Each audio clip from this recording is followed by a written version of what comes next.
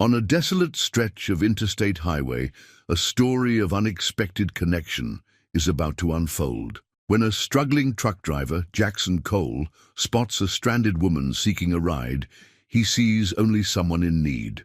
Just another traveler, facing hard times like himself. Despite barely making ends meet with rising fuel costs and mounting bills, he follows his heart and offers her a seat in his rig. What he doesn't know is that the woman, Catherine Morgan, isn't just another face in the crowd.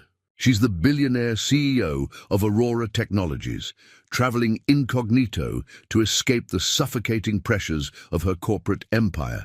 As the miles roll by beneath 18 wheels, these two souls from vastly different worlds discover something neither expected to find: genuine understanding.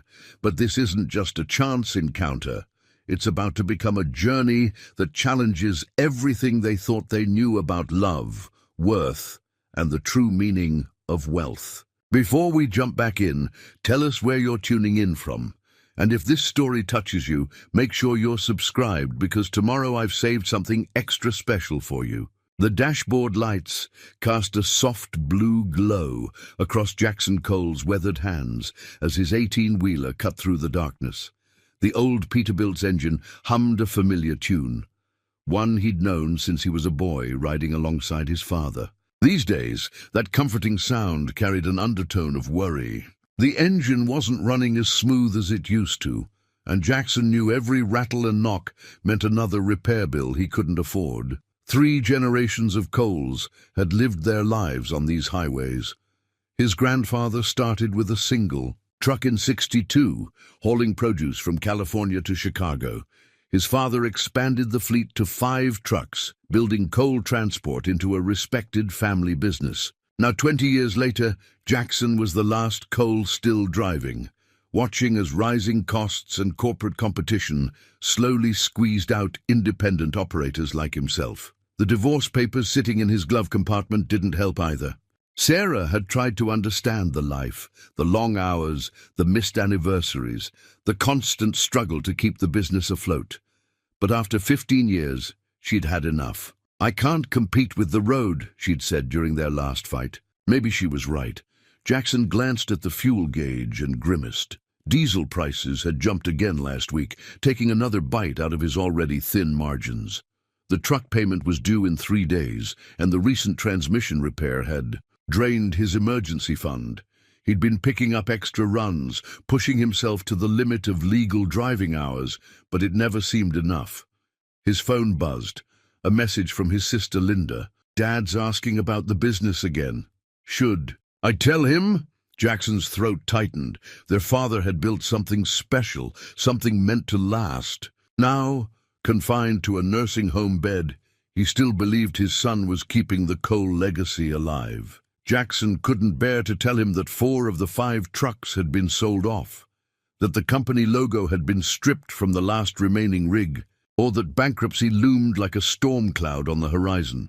The truck's headlights caught a sign for an upcoming rest stop. Jackson needed coffee, the real kind, not the watered-down stuff from his thermos. 20 years ago, these stops were meeting places where independent drivers shared tips, stories, and warnings about bad brokers. Now they were just another reminder of a dying way of life. The lot would be full of corporate fleet trucks, their drivers more concerned with electronic logging devices than conversation. He thought about the box of old photos in his apartment, especially the one of him at 8 years old, proudly wearing his father's trucking cap. Back then, the open road meant freedom, possibility, the chance to see the country while making an honest living. Now it felt more like a trap, each mile taking him further from that bright-eyed kid's dreams. The rain started falling harder, fat drops hammering against the windshield. Jackson adjusted the wipers, squinting through the darkness. Another 12 hours to Denver, then a quick turnaround for a load heading east. If he could string together enough runs this month, maybe he could keep the bank at bay for a little longer. That's what his life had become, a series of maybes and if-onlys, held together by coffee, determination, and the occasional prayer. Still, there was something about the night roads that kept him going. Out here, between the cities and suburbs, you could still find moments of peace. No traffic, no paperwork, no bill collectors, just the steady rhythm of tires on asphalt and the promise of dawn somewhere ahead. These quiet hours reminded him why he'd chosen this life, even as the world seemed determined to make that choice impossible. The CB radio crackled with scattered chatter, weather reports, traffic warnings, the usual overnight small talk. Jackson reached for the mic, but stopped himself. What would he say? That he was watching his family's legacy crumble? That he was one bad month away from losing everything? That despite it all, he couldn't imagine doing anything else? Instead, he kept driving, letting the familiar weight of the steering wheel ground him. Tomorrow's problems would come soon enough. For now, there was just the road, the rain, and the fading dream of a third-generation trucker trying to hold onto a piece of American history that seemed to be slipping away with every passing mile. Catherine Morgan stood at the floor-to-ceiling windows of her penthouse office, watching the city lights flicker like stars beneath her. 60 stories up, the world looked different, cleaner, more orderly, almost perfect, but she knew better. The email notification chiming on her desk was yet another reminder that perfection was just an illusion sold to shareholders. Ms. Morgan, the board is requesting an emergency meeting. Her assistant's voice crackled through the intercom. Mr. Davidson says it's about the hostile takeover attempt. Catherine closed her eyes, feeling the familiar tension headache building. Tech giant corporation's latest move was aggressive. They'd been buying up shares through shell companies, preparing for a fight she'd seen coming for months. Aurora Technologies had been her life's work. She'd built it from a small software startup in her garage to a billion-dollar empire. But success had come with a price. Every decision was scrutinized, every move analyzed. The business papers called her the Ice Queen of Silicon Valley. Brilliant but ruthless, successful but alone. They didn't see the nights she spent poring over code, the weekends sacrificed, the relationships that withered under the weight of her ambition. Her phone buzzed again. Another message from her mother. "Honey, you missed Sunday dinner again. The family misses you." Catherine's throat tightened. When was the last time she'd sat down for a real meal? Most nights, dinner was whatever her assistant ordered in, eaten while reviewing quarterly projections or acquisition proposals. The corner of her desk held a single framed photo, Catherine at her college graduation, standing between her parents. She was smiling then, genuine and unguarded.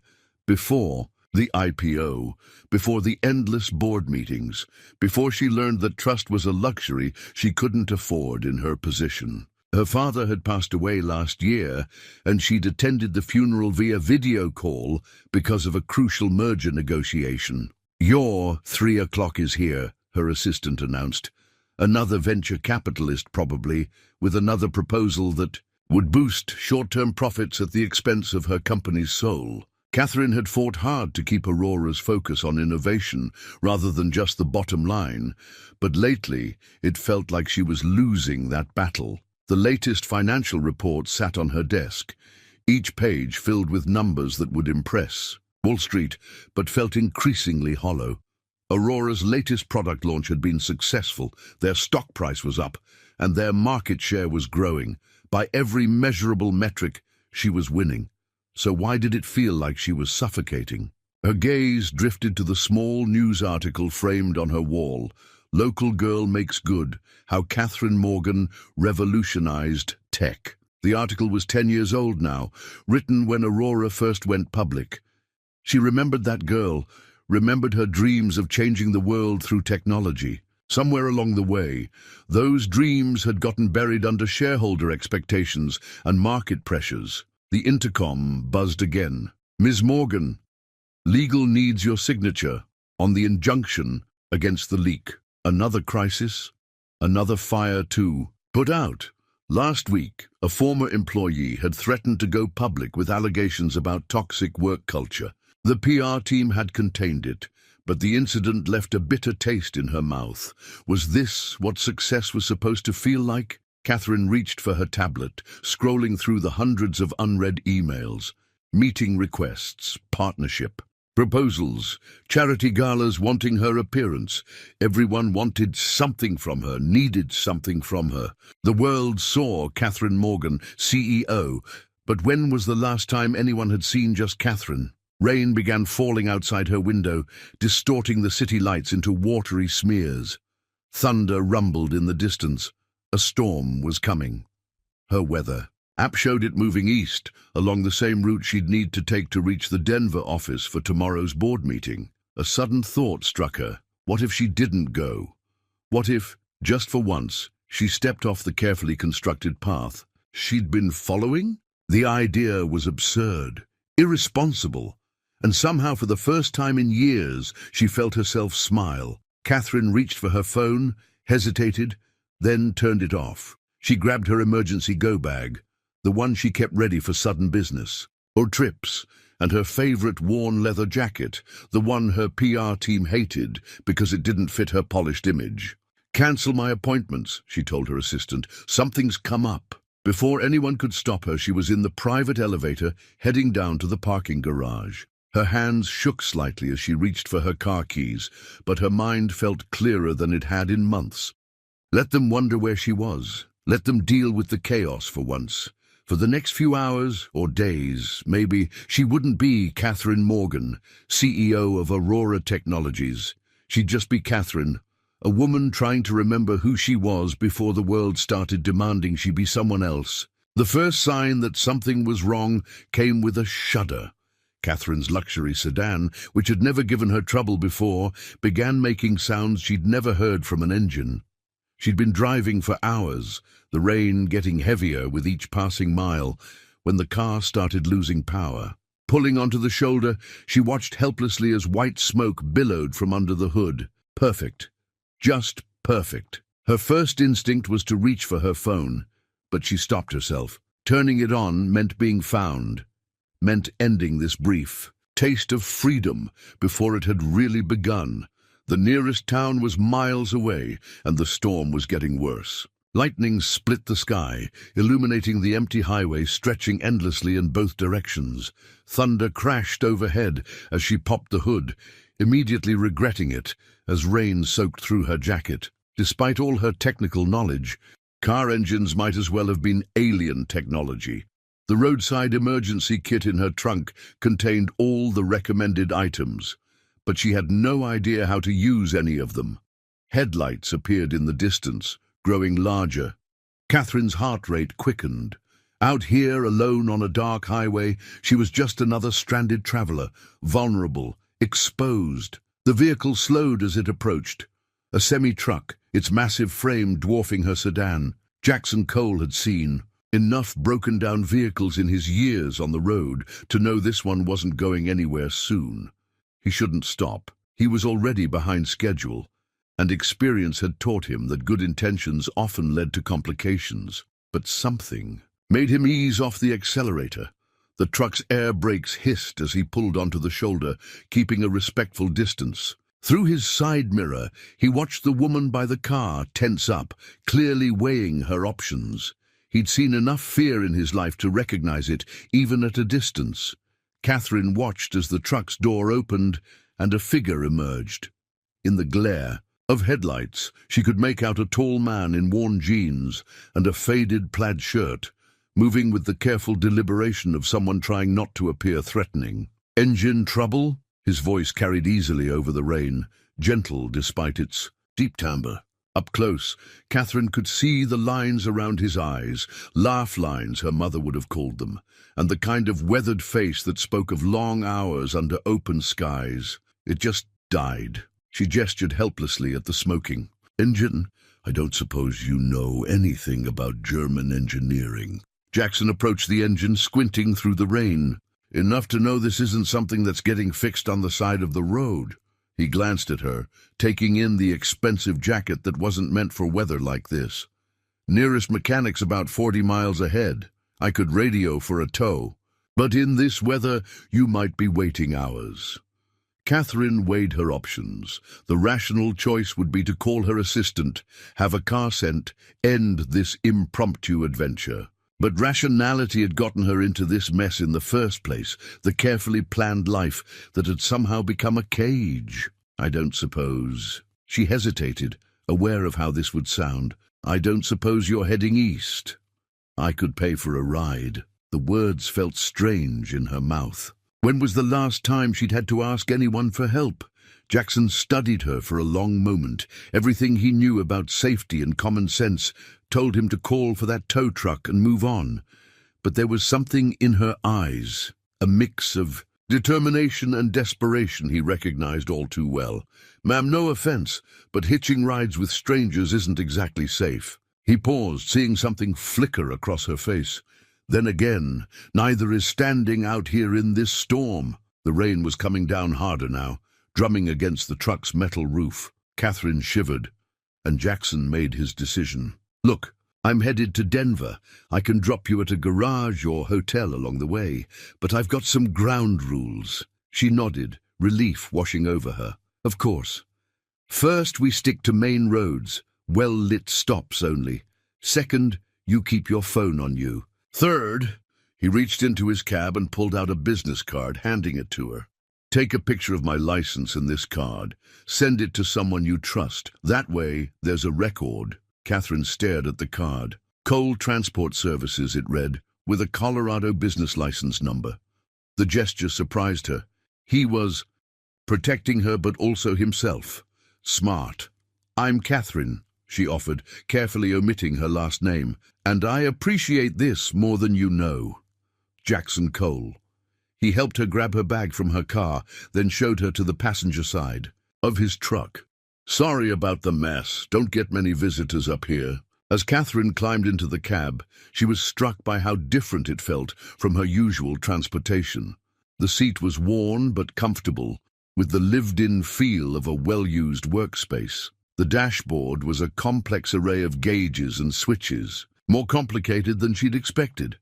Jackson settled into the driver's seat, the suspension creaking slightly under his weight. Might want to buckle up.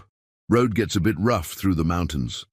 As they pulled away from her stranded car, Catherine felt a strange mix of anxiety and excitement. For the first time in years, she had no idea what would happen next. The thought should have terrified her, but instead she felt something else. Freedom. The truck's headlights cut through the rain, illuminating the road ahead. Neither of them knew it yet, but this night would change both their lives forever. Sometimes the greatest journeys start with a breakdown on a stormy highway, and sometimes the most important connections are made when we're lost. The windshield wipers kept steady time as miles of wet asphalt disappeared beneath the truck's massive wheels. Catherine found herself mesmerized by their rhythm, by the hypnotic dance of raindrops in the headlights. The cab's interior was surprisingly cozy, with its soft amber glow from the dashboard and the gentle rumble of the engine beneath them. So, Jackson broke the comfortable silence.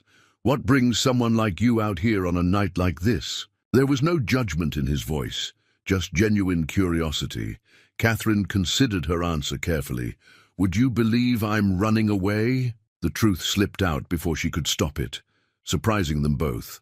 Jackson's laugh was warm, unexpected. From what I've seen, people usually run toward something, not just away. He adjusted the wipers as the rain intensified. The trick is figuring out which one you're doing. Maybe both, she admitted, watching lightning illuminate distant clouds. Have you ever felt like you're living someone else's life? Like somewhere along the way, you took a wrong turn and ended up in a story that wasn't meant to be yours? The question hung in the air between them. Jackson's hands tightened slightly on the steering wheel. My whole family was truckers, 3 generations.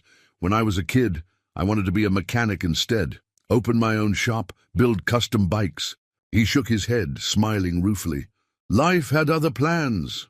Do you regret it? Catherine asked, genuinely curious. Following the family path instead of your own? Some days. His honesty caught her off guard. But there's something about this life that gets in your blood.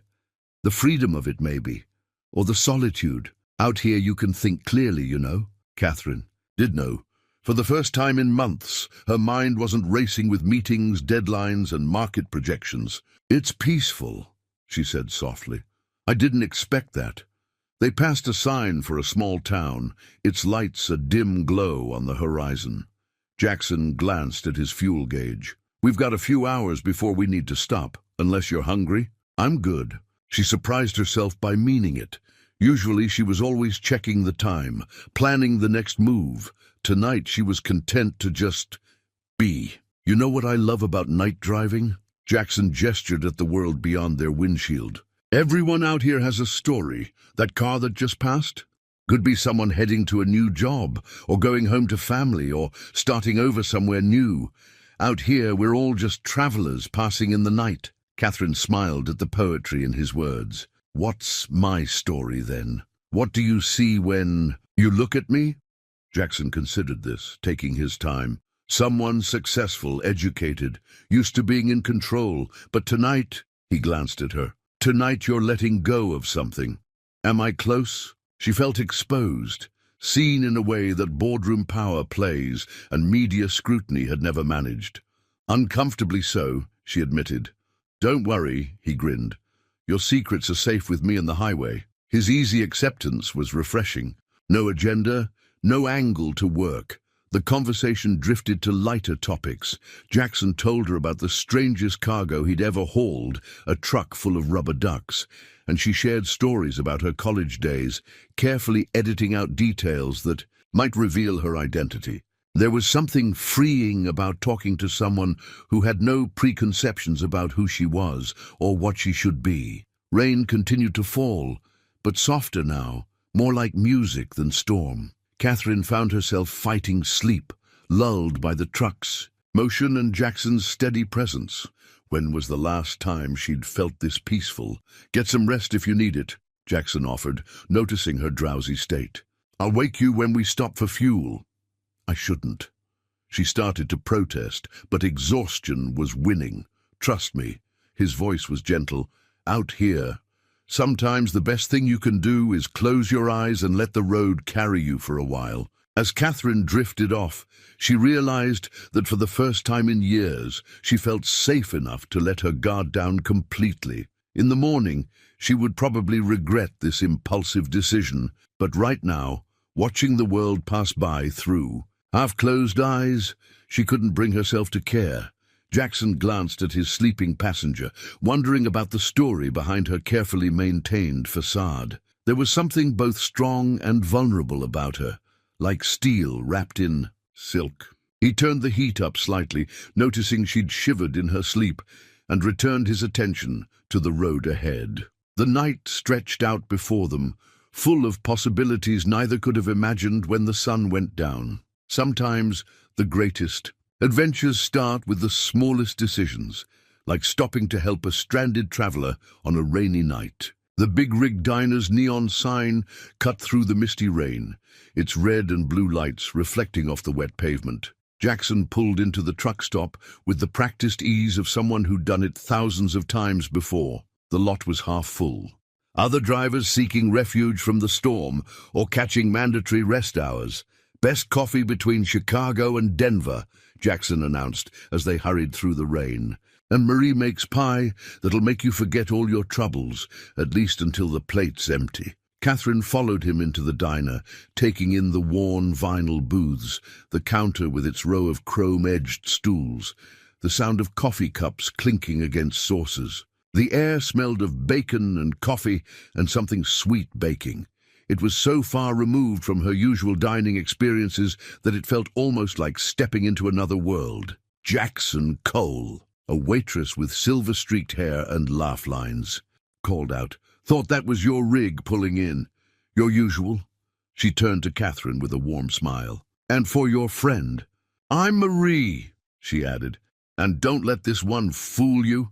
He's got a sweet tooth that'd shame a kindergartner." Jackson rubbed his neck, looking sheepish. "Marie's been feeding me pie and giving me grief for about 10 years now. Someone's got to keep you boys honest."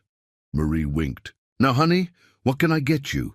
Catherine realized she hadn't even looked at a menu.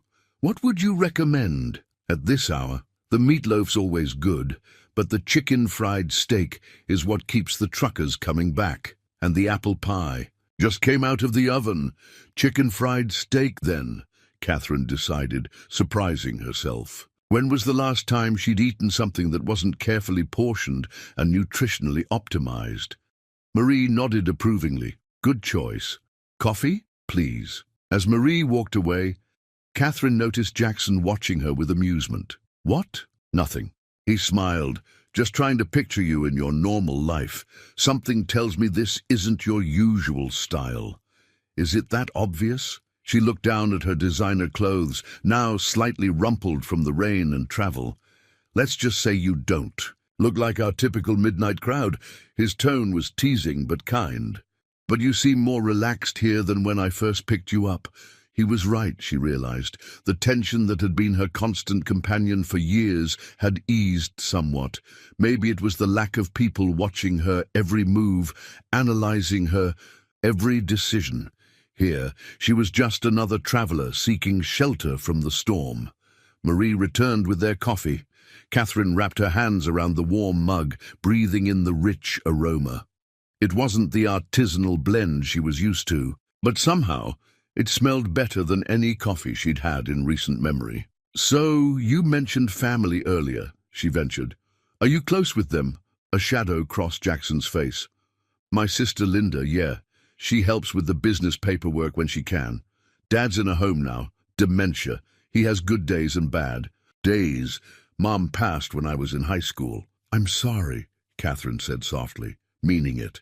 In her world, family often meant board seats and inheritance disputes. This was different, raw, more real. Life happens, he shrugged. But she could see the pain beneath his casual response. What about you? Got family waiting somewhere? Catherine thought about her mother's unanswered messages, her empty apartment. It's complicated, she admitted. We're not close anymore. Success has a way of changing relationships. Their food arrived before Jackson could respond, generous portions on heavy ceramic plates. Catherine cut into her chicken fried steak, surprised by how good it smelled. The first bite was a revelation. Good, right? Jackson grinned at her expression. Marie's got magic in her kitchen. They ate in comfortable silence for a while. The diner's ambient sounds washing over them, other drivers talking in low voices, the clink of silverware, the hiss of the grill in the kitchen. Catherine found herself studying the other patrons, wondering about their stories, their destinations.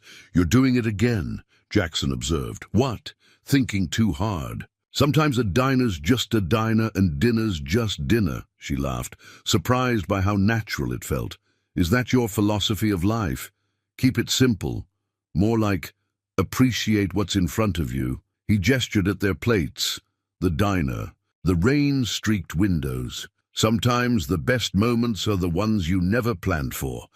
As if to prove his point, Marie appeared with 2 slices of apple pie, steam still rising from the golden crust. On the house, she announced. Any friend of Jackson's is family here. Catherine took a bite of the pie, letting the warm, spiced sweetness fill her mouth. For just a moment, she wasn't Catherine Morgan, CEO of Aurora Technologies. She was just Catherine, sharing pie with a kind stranger in a truck-stop diner while rain fell outside. And somehow, that felt more real than anything she'd experienced in years. The first hints of dawn painted the eastern sky in soft purples and pinks, the storm finally clearing to reveal stars fading into morning light. They'd been driving for hours since leaving the diner, sharing comfortable silences and bits of conversation that grew deeper as the night wore on. You never really answered my question, Catherine said, watching the colors change in the sky. About regrets, following the family business instead of your dreams. Jackson's hands flexed on the steering. A wheel. Thought I did. You deflected. Skillfully, I might add. She smiled, but you didn't answer. He was quiet for a long moment, considering. You know what the hardest part is? Not the long hours or the bills or the loneliness. It's knowing that everything my grandfather and father built is slipping away, and there's nothing I can do about it. Catherine felt her chest tighten. How many times had she sat in board meetings making decisions that affected family businesses just like his? "The industry's changing," she said softly. "Everything's changing.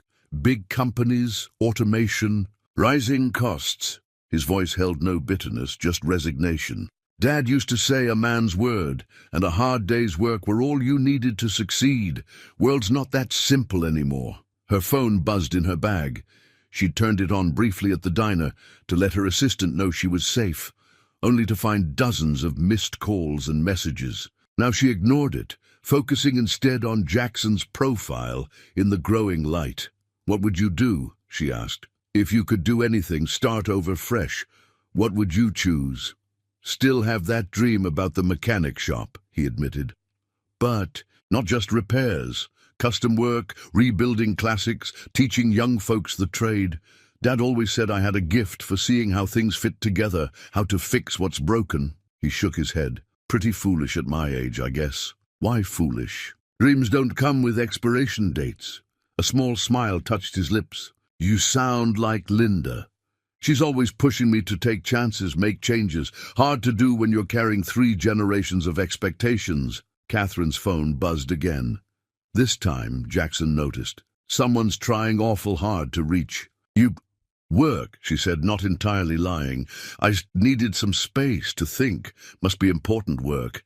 It used to feel important. Lately it just feels—" She searched for the right word. "Empty." Jackson glanced at her. "What would you do if you could start over?" The question caught her off guard. She'd been so focused on building Aurora, on proving herself, on meeting everyone's expectations, she'd forgotten how to want things for herself. "I used to code," she said finally. "Back when I first started my company." She caught herself, but Jackson didn't seem to notice the slip. "Just me and my computer, creating something from nothing. It felt like magic. Now I spend all my time in meetings talking about coding instead of doing it. Sometimes I wonder if I've lost touch with what made me fall in love with technology in the first place." "Sounds lonely at the top." "It is." The admission surprised her with its honesty. "Everyone wants something from you.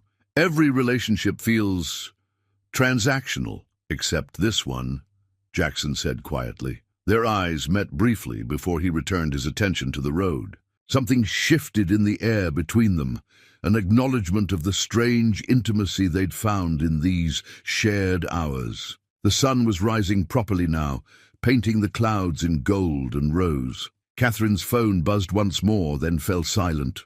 In the growing light, she could see Jackson more clearly. The strength in his hands, the kindness in his face, the way his eyes crinkled slightly at the corners when he smiled. "Tell me about your best day," she said suddenly. "Not the most important or successful, just the happiest you can remember." Jackson's face softened at the memory. "Summer, about 20 years ago.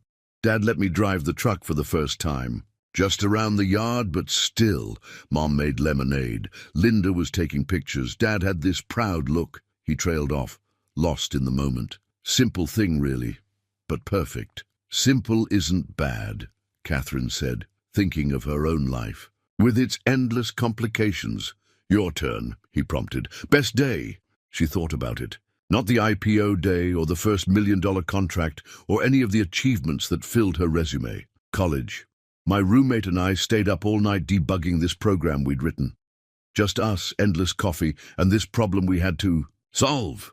When we finally figured it out, the sun was coming up just like now. We were exhausted and punchy and so proud of ourselves. She smiled at the memory. We went for pancakes after, still in our pajamas. "Sounds perfect," Jackson said softly. It was. Catherine watched the sunrise paint the world in new colors. "Sometimes I wonder when I stopped doing things just because they made me happy." "Maybe that's what you're really running toward," Jackson suggested. "Not away from your life, but back to yourself." The truth of his words settled over her like the morning light.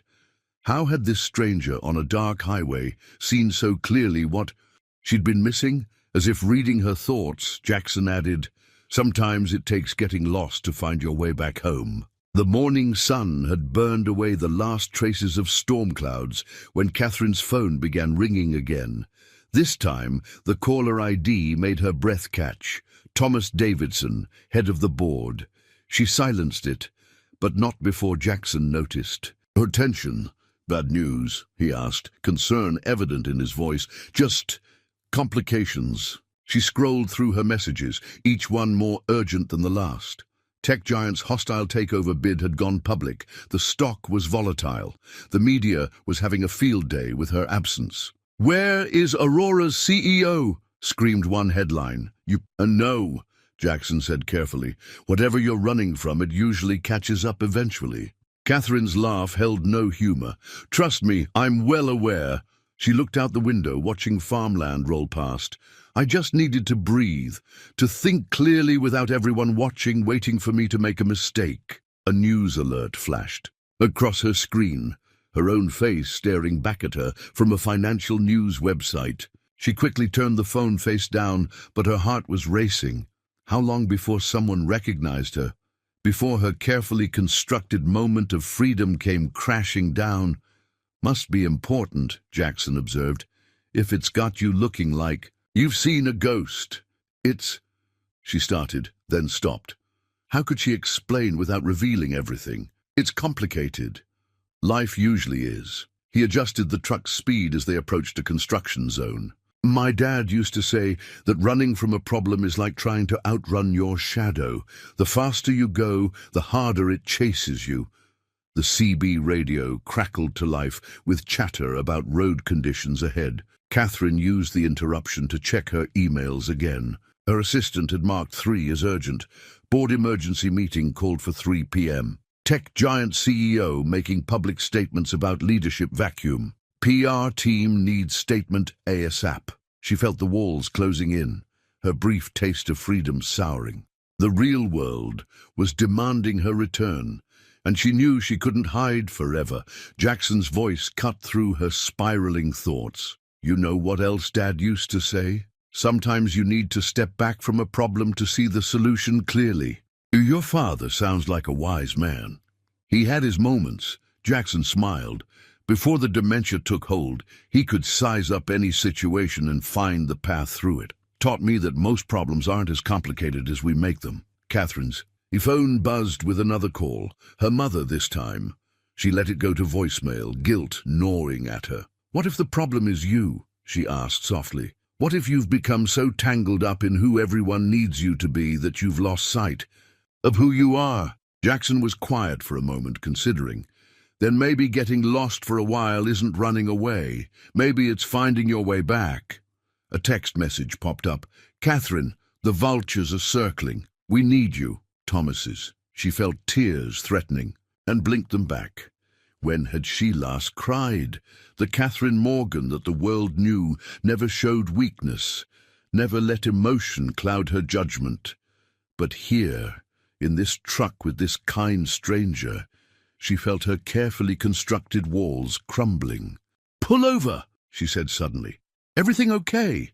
"Please, I need a minute." Jackson guided the truck onto the shoulder. The moment they stopped, Catherine was out the door, gulping in the fresh morning air. She walked a few steps away, aware of Jackson watching her with concern. The countryside stretched out around them, peaceful and indifferent to corporate takeovers and stock prices. Her phone rang again. Another board member. She stared at it, feeling the weight of expectations, responsibilities, and consequences. "Whatever it is," Jackson's voice came from behind her, gentle and steady. "You don't have to face it alone." Catherine turned to look at him, this man who had shown her more genuine kindness in one night than she'd experienced in years of corporate success. How could she tell him that she was the very thing he was fighting against? The face of big business crushing small operators like himself? "I'm not," she started, then stopped. "I'm not who you think I am." "Maybe you're exactly who you need to be right now," he replied, "even if you don't know it yet." Back on the road, Jackson seemed to sense Catherine's need for distraction. He began pointing out landmarks, sharing stories accumulated over decades of driving these routes. Each tale revealed more about the man behind the wheel, and Catherine found herself increasingly drawn to his quiet wisdom. See that old barn there? He nodded toward a weathered structure leaning against the morning sky. Been watching it slowly collapse for 15 years. Used to be bright red, proud-looking thing. Family farm, probably. Now it's just another ghost of what used to be. Catherine watched the barn disappear in the side mirror. Everything changes, doesn't it? Not everything. Jackson patted the dashboard affectionately. Some things are worth holding on to. Dad taught me every inch of this engine. Said understanding how things work is the first step to keeping them running. Her phone vibrated again. This time with a news alert. The stock had dropped another 5 points.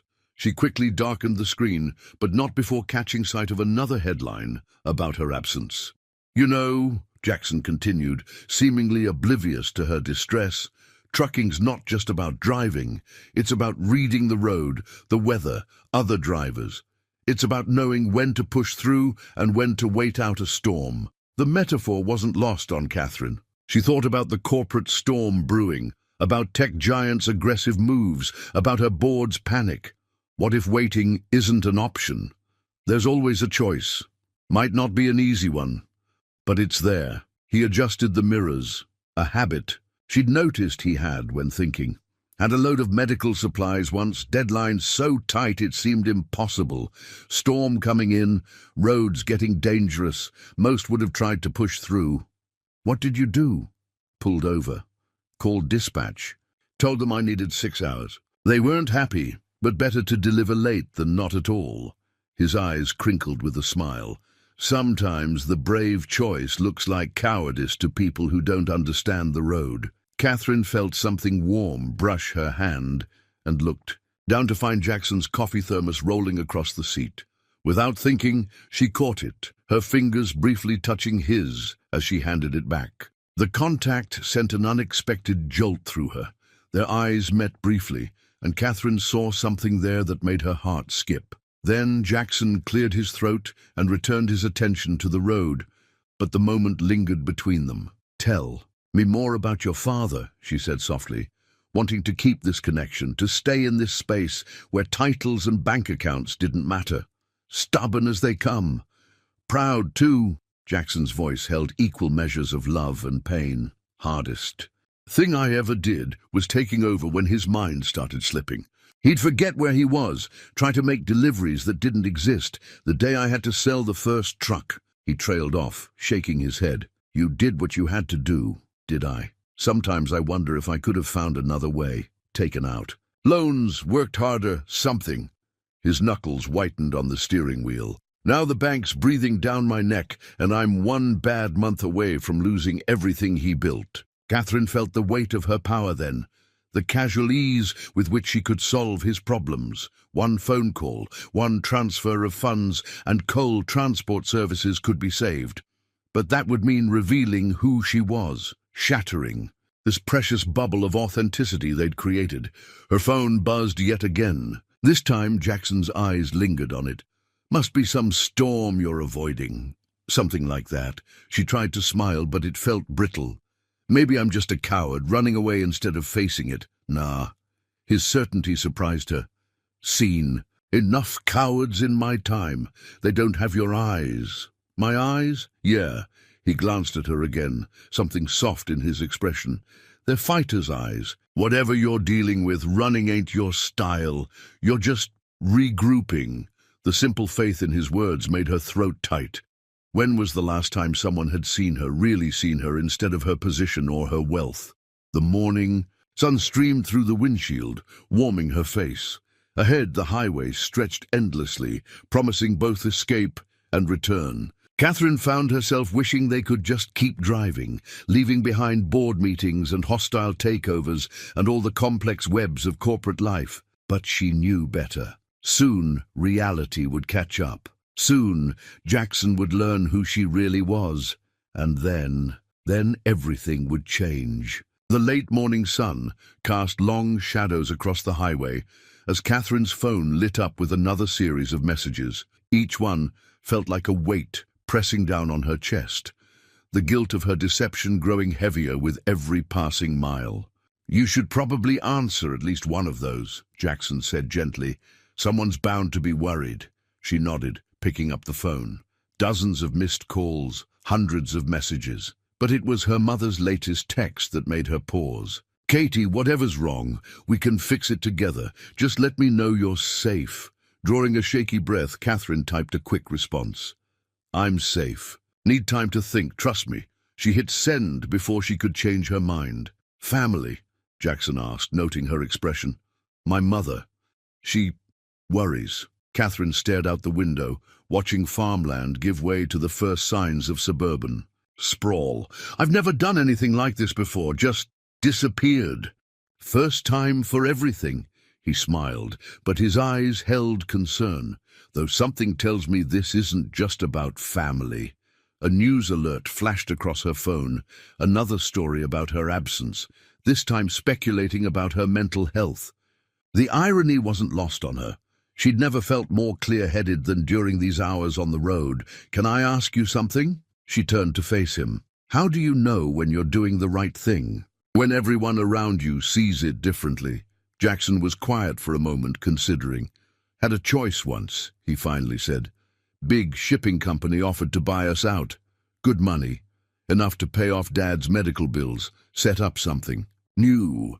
But it would have meant laying off drivers who'd been with us for decades. Family friends, people who trusted us. What did you do? Turn them down? Everyone said I was crazy. Maybe I was." He shrugged. "But I could still look those drivers in the eye. Some things are worth more than money." The words hit Catherine like a physical blow. How many times had she been on the other side of that equation? How many family businesses had she consolidated, streamlined, optimized out of existence? "What if," she started, then paused, choosing her words carefully. "What if you're on both sides? What if every choice hurts someone? Then you choose the path you can live with." His simple answer carried the weight of experience, not the easiest one, or the most profitable. The one that lets you sleep at night. Catherine's phone buzzed again. A message from her assistant, marked urgent. "Tech giant CEO making announcement at 2 p.m. Board expects counter-strategy. Please respond." She felt tears threatening again and blinked them back. The corporate warrior in her knew exactly what needed to be done. Aggressive. Defense strategy, calculated public statements, strategic stock movements. But sitting here, watching Jackson's steady hands on the wheel, those solutions felt hollow. "You know what's strange?" she said softly.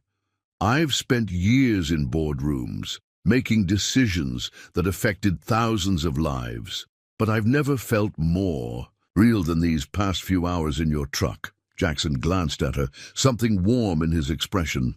"Maybe that's your answer right there." Their eyes met, and for a moment Catherine felt the world narrow to just this: the quiet cab of a truck, the open road, and a connection she hadn't been looking for but now couldn't imagine losing. The moment was broken by a news alert blaring from a passing car's radio.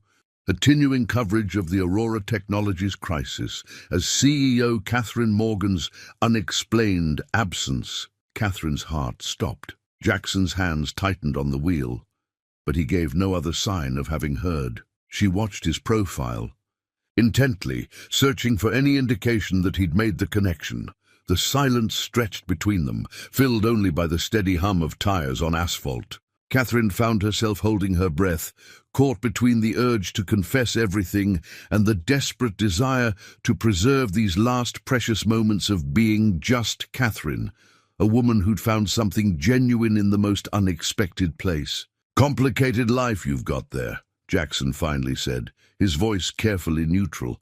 "Jackson, Not yet," he cut her off gently. "Whatever you're about to say, just not yet. Sometimes the truth needs its own timing." But they both knew time was running out. Denver was getting closer, and with it, the end of this brief escape from reality. Soon, Catherine would have to choose between the life she'd built and the truth she'd discovered on this long night's journey. For now, though, they drove on in silence, each lost in thoughts of what was coming and what would be lost when it did. They were an hour outside of Denver when everything fell apart. The truck stop television was tuned to a financial news channel, and Catherine's face filled the screen the moment they walked in. There was no hiding from it this time, no way to pretend she hadn't heard the reporter's urgent tone. Aurora Technologies CEO Catherine Morgan remains unreachable as the company faces its biggest crisis in years. Sources say the board is considering emergency measures in light of her unexpected absence. Jackson stopped mid-step, his coffee cup frozen halfway to his lips. Catherine watched as recognition dawned in his eyes, followed by confusion, then something that looked painfully like betrayal. The moment stretched between them, heavy with unspoken words. "Catherine Morgan," he said finally, her name sounding foreign on his lips. "CEO of Aurora Technologies. Worth what? 2 billion? 3? "Jackson, please let me explain." "Explain what?" His voice was quiet, controlled, but she could hear the hurt beneath it. "How you sat there listening to me pour out my heart about losing my family's business. How you nodded along while I talked about corporate vultures picking apart everything. My father built—" Other travelers were starting to stare. Catherine could feel their phones coming out, cameras pointing her way. After hours of blessed anonymity, her public life was crashing back in spectacular fashion. "Not here," she pleaded. "Can we talk somewhere?" "Private," Jackson laughed, but there was no humor in it. "Private, right, because that's worked out so well so far." But he followed her outside anyway, back to the truck that had been their shared sanctuary through the night. Once inside the cab, Catherine turned to face him. "Everything I told you was true, about feeling lost, about needing to find myself. Again, about—" she hesitated, "about how real this felt." Real. Jackson's knuckles were white on the steering wheel. "You want to talk about real? I'll tell you about real. Real is watching everything you've worked for slip away because companies like yours decide we're not efficient enough, not profitable enough. Real is telling my father his life's work is worthless in the modern economy. Real is—" his voice broke slightly. "Real is thinking I'd finally met someone who understood. I do understand." The words burst from her before she could stop them. "That's what I've been trying to tell you.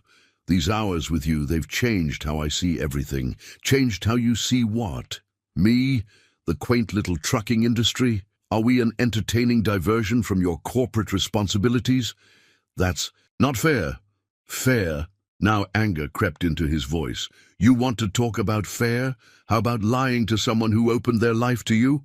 How about pretending to be just another traveler while your company probably has a dozen small operators? Like me in their takeover sites right now?" Catherine felt tears sliding down her cheeks, but made no move to wipe them away. "I never meant to hurt you. I just, for the first time in years, someone was seeing me, not my position or my wealth. Just me." Jackson was quiet for a long moment, staring out at the parking lot where trucks came and went, drivers living the life he'd grown up believing in. "You know what the worst part is?" he finally said. "I think I understand why you did it. Doesn't make it right, but I understand." "What can I do?" she whispered. "Tell me how to fix this." "Fix this?" He turned to look at her, and the pain in his eyes made her chest ache. "There's nothing to fix, Catherine. Or should I call you Ms. Morgan? We're from different worlds. I knew that from the start. I just didn't know how different." Her phone rang. Thomas Davidson again. The real world was calling, demanding her return. But all she could think about was the way Jackson had looked at her before he knew who she was.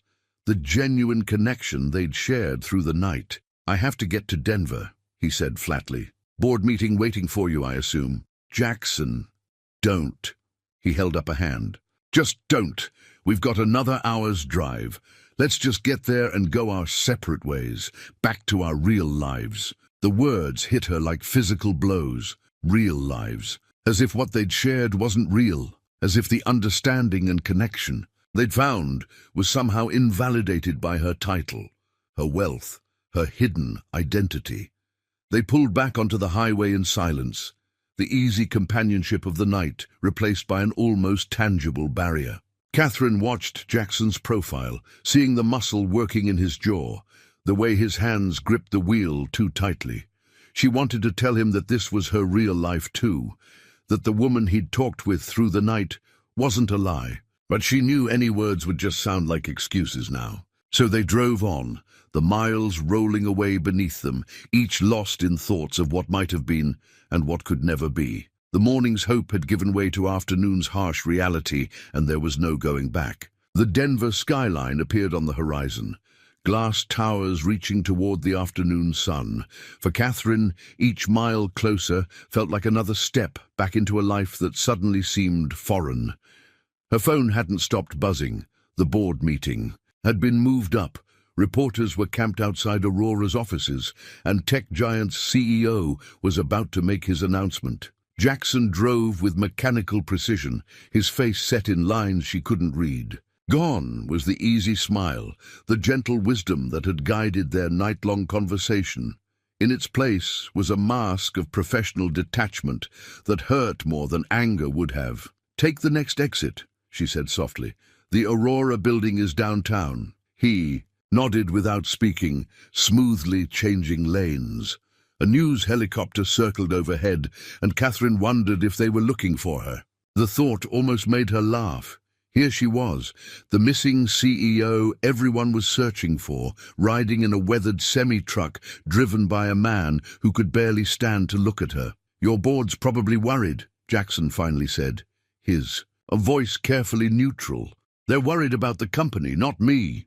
The truth of it hit her anew. That's all anyone's worried about. Stock prices, market share, quarterly projections. Must be nice having such simple problems. The bitterness in his voice was sharp enough to cut. Catherine turned to face him. "You think my problems are simple? You think I don't lie awake at night thinking about the people affected by my decisions, the families, the communities?" "Do you?" His question hung in the air between them. "Or do they just become numbers in a spreadsheet after a while?" Before she could answer, her phone rang again. This time the caller ID made her sit up straighter. Tech giant CEO himself. Jackson noticed her reaction. Duty calls? The words could have been mocking, but instead they just sounded tired. Catherine stared at the phone, remembering their conversation about choices and paths you could live with. "No," she said, silencing the call. Not yet. They were in the city, proper now, navigating through streets increasingly clogged with traffic. The Aurora Technologies building loomed ahead, its sleek glass exterior reflecting the clouds above. News vans clustered around the entrance like vultures. "You can drop me a block away," Catherine said. "No need to get caught up in all that." She gestured at the media circus. Jackson pulled the truck into a quiet side street, out of sight of the cameras. The engine's rumble faded to silence, leaving them in a bubble of stillness that felt like the eye of a storm. "So this is it," he said, still looking straight ahead. "Back to our separate worlds." "It doesn't have to be." The words surprised them both. "Jackson, what if?" "Don't." His voice was gentle but firm. "Don't make promises you can't keep. You have your responsibilities. I have mine. And what if those responsibilities are wrong? What if everything I thought was important isn't?" She was aware she sounded desperate but couldn't stop. "These hours with you, they've shown you a fantasy," he cut in. "A nice break from reality, but that's all it was." "You don't believe that.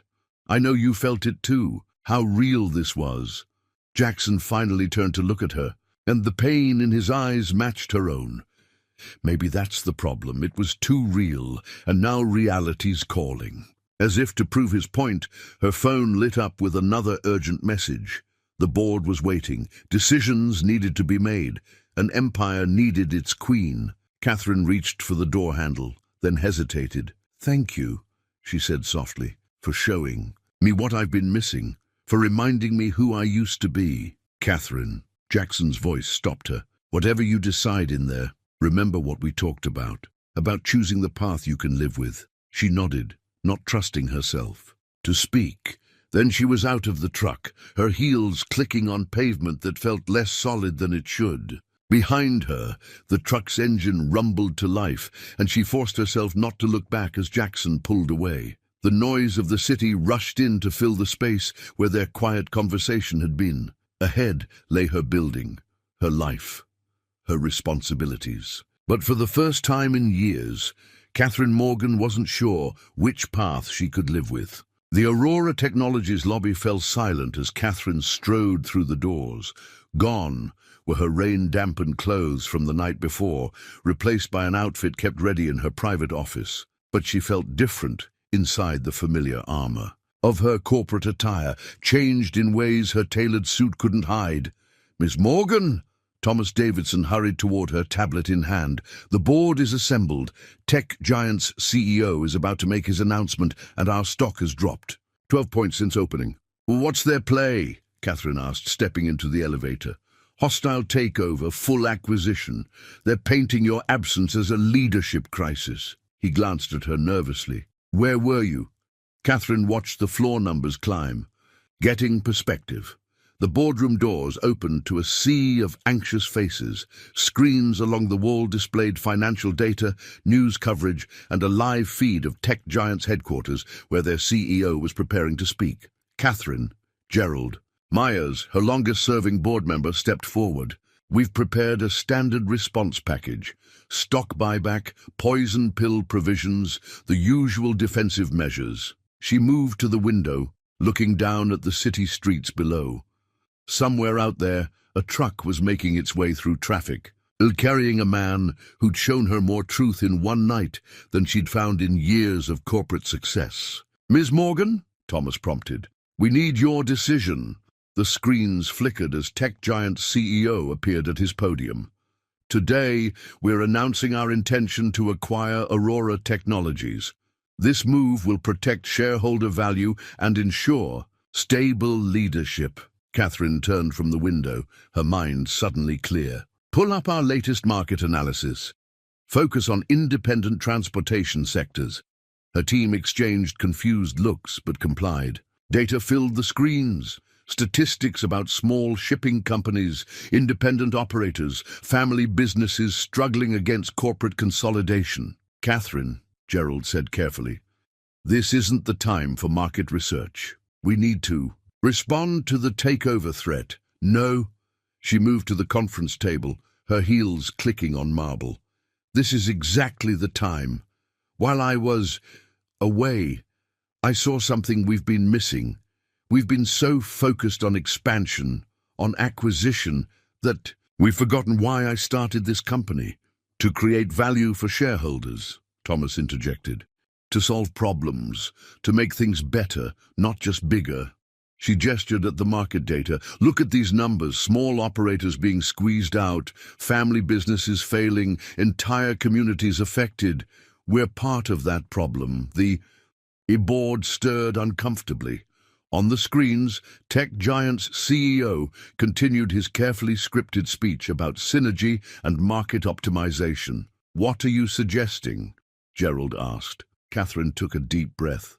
"A complete restructuring of our acquisition strategy. Instead of absorbing small operators, we partner with them, provide technology, support, resources, but let them maintain their independence." "That's," Thomas sputtered, "that's not how this industry works." "Then we change the industry." Catherine's voice carried the strength of conviction. "Starting now." The boardroom erupted in protests, but Catherine held up her hand. "I've spent the last 12 hours seeing our impact through the eyes of the people we affect. It's time we became part of the solution." She could see the resistance in their faces, the ingrained habits of corporate thinking, but she also saw something else. A glimmer of recognition, perhaps, that business as usual wasn't sustainable. "And Tech Giant?" Gerald pressed. "Their offer will appeal to shareholders." Catherine smiled, thinking of Jackson's words about choosing paths you could live with. "Let me worry about Tech Giant. First, we have a company to reinvent." Jackson sat in his parked truck outside Denver's truck stop, staring at the news on his phone. The business channels were buzzing with speculation about Catherine Morgan's unexpected return and Aurora Technologies' puzzling new direction. Rumors of a radical restructuring plan had sent shockwaves through the industry. Aurora CEO challenges corporate status quo, read one headline. Morgan proposes revolutionary partnership model with independent operators.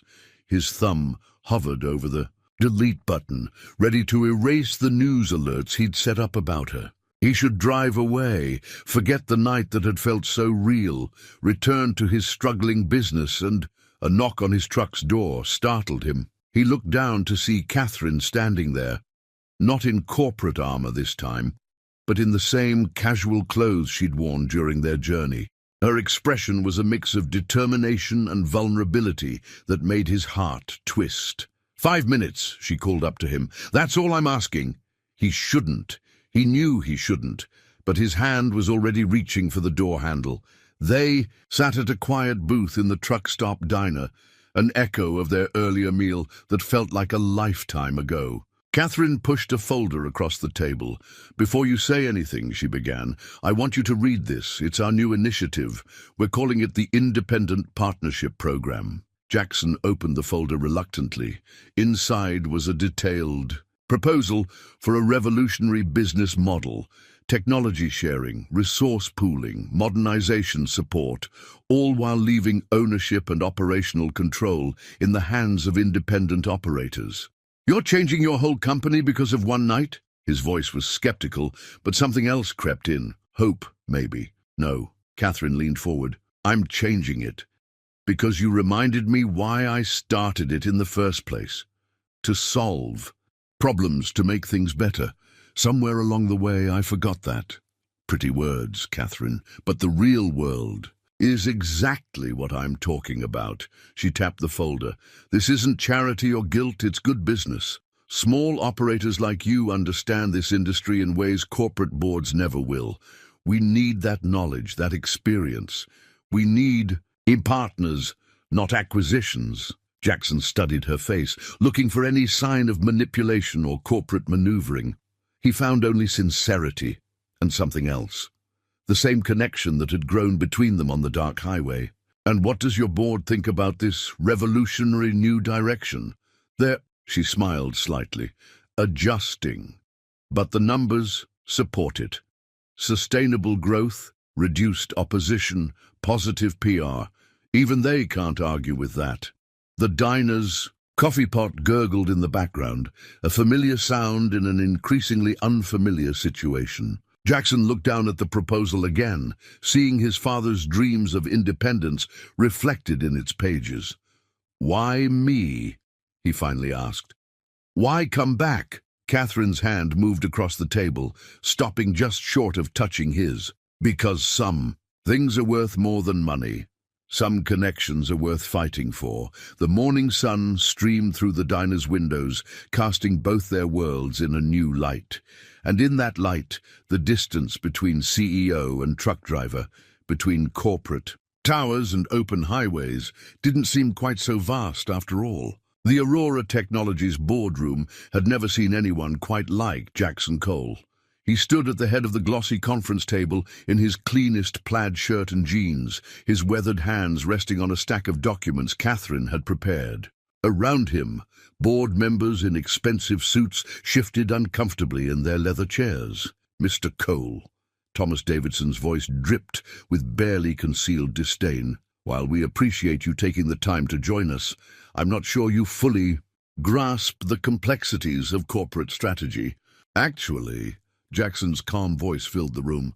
I understand them better than you might think. See, while you're looking at spreadsheets, I'm looking at real people, real businesses, real lives. Catherine stood beside him, watching her board's reactions. She'd warned Jackson this wouldn't be easy, but seeing him here, standing his ground against years of entrenched corporate thinking, made her heart swell with pride. The numbers don't lie, Gerald Myers interjected, pointing to the financial projections on the screen. Our traditional acquisition strategy has proven to be short-sighted, Catherine cut in. Jackson, show them what you showed me. Jackson opened his laptop, borrowed from Catherine, and pulled up a different set of numbers. These are the hidden costs you're not seeing. Community impact, job losses, innovation stifled by corporate standardization. But more importantly, his fingers flew across the keyboard, bringing up a new spreadsheet. These are the potential gains from partnership versus acquisition. The board leaned forward despite themselves. Jackson's analysis was thorough, combining his ground-level industry knowledge with Catherine's corporate expertise. It painted a compelling picture of a new way forward. "This is all very idealistic," Thomas said, but Catherine could hear the uncertainty in his voice. "It's practical," Jackson corrected. "You want to know why small operators fight corporate buyouts so hard? Because we see what happens after. Quality drops, service becomes impersonal. Everything that made these businesses successful gets stripped away in the name of standardization. But with our partnership model," Catherine stepped forward, "we maintain what works while providing resources to modernize and compete. It's not just about preserving the past, it's about building a sustainable future." A murmur ran through the board members. On the screens behind them, tech giants' latest hostile takeover statements scrolled past, but they seemed less threatening now, less inevitable. "And you're willing to be our test case?" Gerald asked Jackson. "To prove this model can work?" Jackson met Catherine's eyes briefly before answering. "Coal Transport Services has been independent for 3 generations. We'd like to keep it that way, but a partnership that respects that independence, that builds something better together. Yeah, I'm willing to try." The mood in the room shifted subtly. Board members began asking detailed questions, engaging with the idea rather than dismissing it. Catherine watched as Jackson answered each query with the same straight-talking wisdom that had first opened her eyes on that stormy night. By the time the meeting ended, even Thomas Davidson was grudgingly admitting the plan had merit. As the board filed out, Catherine overheard snippets of conversation about innovative approach and market differentiation. When they were finally alone, Jackson let out a long breath. "Well, that was different." Catherine laughed. "Welcome to my world. Think it made a difference?" She looked at him, this man who'd helped her find her way back to her company's true purpose, who'd stood his ground in a room full of corporate power players without losing himself. "I think," she said softly, "it's just the beginning." The story broke on a Tuesday morning. Aurora Technologies CEO and trucking company owner, business partnership, or something more. The photo accompanying the article showed Catherine and Jackson leaving the diner together, his hand hovering protectively near her back as they navigated through reporters. Catherine's PR team was in crisis mode, phones ringing off the hook with media requests. The narrative was irresistible. The billionaire CEO and the truck driver she met during her mysterious disappearance. Some outlets painted it as a romantic fairy tale, others suggested corporate scandal. "We need to get ahead of this," Thomas insisted during an emergency meeting. "Issue a statement clarifying that this is strictly business." Catherine, sitting at her desk reviewing partnership applications from other independent operators, looked up. "No, no," Thomas blinked. "Catherine, the optics are exactly what they are," she finished. "Jackson and I are building something important here, both professionally and personally. I won't diminish either relationship to make the board more comfortable." Her phone buzzed, a message from Jackson. "Linda's showing me every article she finds. Says she always knew I'd end up in the tabloid somehow." Despite the chaos, Catherine smiled. They'd decided early on to face this their own way, with the same honesty that had marked their first conversation in his truck. The elevator chimed, and Jackson stepped into her office, looking somewhat out of place but carrying himself with quiet confidence. "Thought you might need lunch," he said, holding up a paper bag. "Marie insisted on packing it herself. Says corporate food can't be trusted." Catherine's assistant gaped at this breach of protocol, but Catherine just laughed. "She's not wrong. Join me." They sat by the window overlooking the city, sharing the diner's famous meatloaf and talking about the morning's developments. The Independent Partnership Program had received applications from over 50 small transport companies in the first week alone. "Dad had a good day today," Jackson said softly. "Showed him the partnership agreement. He understood enough to be proud." Catherine reached across the desk to squeeze his hand. He should be proud of the business and of you. Ms. Morgan, her assistant interrupted apologetically. Tech Giant's CEO is on line 1. He's not happy about the partnership program. Announcement. Let him wait, Catherine said, surprising herself with how little she cared about corporate power plays now. This is more important. Jackson studied her face. You've really changed, you know that? Not changed, she corrected. Just remembered who I was supposed to be all along. You helped me find that again. A commotion in the outer office drew their attention. Linda burst in, waving her phone. Have you seen this? Tech Giant stock is dropping. The market loves the partnership program idea. They're calling it conscious capitalism and innovative industry reform.